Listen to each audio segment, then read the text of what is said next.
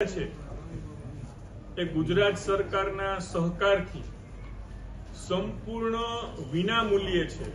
શહેરીજનો જેટલા પ્રમાણમાં ઈચ્છે એટલા પ્રમાણમાં એકી સાથે આનો લાભ લેશે।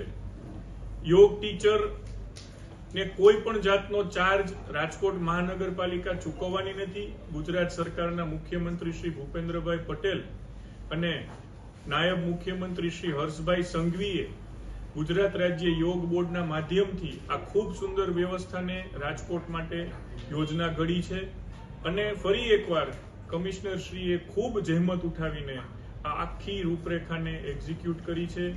રાજકોટ મહાનગરપાલિકા પોતાના શહેરીજનો માટે આ સુવિધા ઉપલબ્ધ કરાવવા જઈ રહી છે, ત્યારે અમને પણ કંઈક સામાજિક જીવનમાં યોગદાન કર્યું છે એવું ગૌરવ મહેસૂસ થાય છે। આપ સૌ અહીં આવ્યા, આપ સૌનો ખૂબ ખૂબ આભાર। હવે આપને કંઈ પ્રશ્નોત્તરી કરવી હોય તો ચોક્કસથી કરી શકો। યોગ ટીચર રહેશે, યોગની સુવિધા રહેશે। સર એક સેન્ટરમાં મેક્સિમમ કેટલા સપોઝ કે કોમ્યુનિટી હોય તો ત્યાં 100 કે એવું કંઈ it depends on the place.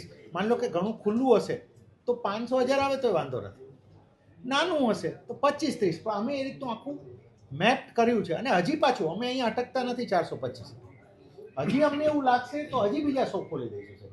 A depending on the availability of spaces, જેટલું અમારી પાસે અવેલેબલ થાય પછી અમે તો એવા ધ્યેય સાથે જઈ રહ્યા છીએ કે અમને ક્યાં અમારી જગ્યા નહીં મળે તો સામાજિક સંસ્થાઓને પૂછીશું કે એમની કોઈ વાડી હોય, કોઈ સ્કૂલ હોય તો સવારનો 1 કલાક અમને ત્યાં આપે તો એ પણ અમે એમની સાથે એમઓયુ કરી લઈશું।